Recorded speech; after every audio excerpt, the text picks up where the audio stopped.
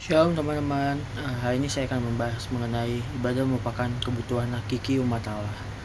Apa itu ibadah? Ibadah adalah sebuah ungkapan syukur dan cinta kasih kita kepada Tuhan. Selain itu, ibadah juga merupakan penghormatan atas karya penyelamatan Allah dalam Kristus. Ibadah juga bukan hanya sekedar kegiatan rutin seperti pergi ke gereja, berdoa, atau membaca Alkitab. Ibadah adalah sebuah hubungan pribadi yang mendalam antara manusia dengan Tuhan. Ini adalah respon terhadap kasih karunia Allah yang telah menyelamatkan kita. Selanjutnya ada makna dari ibadah. 1. Pengakuan atas kedaulatan Tuhan. Melalui ibadah, kita mengakui bahwa Tuhan adalah pencipta dan penguasa atas segala sesuatu. Kita menyerahkan seluruh hidup kita kepadanya.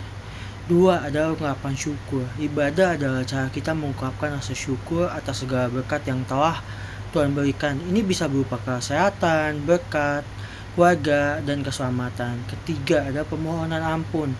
Kita mengakui kesalahan dan dosa-dosa kita dan memohon pengampunan dari Tuhan melalui Yesus Kristus. Keempat adalah persekutuan dengan Roh Kudus. Ibadah adalah saat kita mengalami kehadiran Roh Kudus agar mendorong kita bertumbuh dalam iman dan mengasihi Tuhan serta sesama. Selanjutnya, mengapa ibadah merupakan kebutuhan hakiki? Yang pertama ada hubungan dengan Sang Pencipta. Kita sebagai makhluk yang diciptakan dalam gambar dan rupa Allah memiliki kerinduan yang mendalam untuk berhubungan dengan Sang Pencipta. Sehingga melalui ibadah kita dapat berkomunikasi dengan Allah untuk mengungkapkan perasaan, rasa syukur, pengampunan, dan pemohonan. Selanjutnya yang kedua ada pertumbuhan spiritual.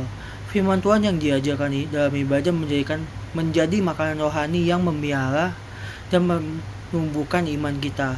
Hal ini membantu kita untuk semakin bertumbuh dalam kasih, iman, harapan, sehingga kita dapat menjadi serupa dengan Kristus. Ketiga ada persekutuan dengan umat beriman. Gereja adalah tubuh Kristus dan ibadah memperkuat persekutuan kita dengan sesama orang percaya. Dalam persekutuan kita saling menguatkan, menghibur, mendorong satu sama lain untuk terus bertumbuh di dalam Kristus. Selanjutnya ada dimensi-dimensi ibadah. Yang pertama adalah ibadah pribadi. Doa, membaca Alkitab, merenung dan menghabiskan waktu berkualitas dengan Tuhan agar melalui ibadah pribadi kita semakin mengenal Tuhan, transformasi diri, dan menemukan tujuan hidup yang sejati yang Tuhan ingin kita lakukan. Yang kedua adalah ibadah bersama, beribadah dalam persekutuan dengan umat beriman lainnya di gereja. Yang ketiga adalah ibadah dalam kehidupan sehari-hari.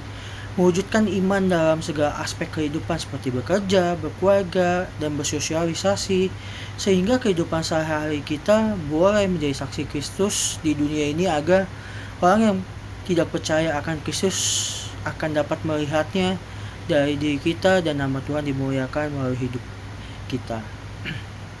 Selanjutnya kesimpulan, saya mengambil satu ayat yaitu dari Roma 12 ayat 1 yang berbunyi, karena itu saudara-saudara demi kemuliaan Allah aku menasihati kamu, persembahkanlah tubuhmu sebagai persembahan yang hidup, yang kudus, dan yang berkenan kepada Allah. Itulah ibadahmu yang sejati. Jadi ibadah yang sejati adalah ibadah yang dilakukan dengan hati yang tulus, dengan penuh kerinduan untuk semakin mengenal Tuhan. Ibadah sejati juga diwujudkan dalam kehidupan sehari-hari melalui tindakan-tindakan yang mencerminkan kasih murah-murah, yaitu kasih Kristus. Terima kasih.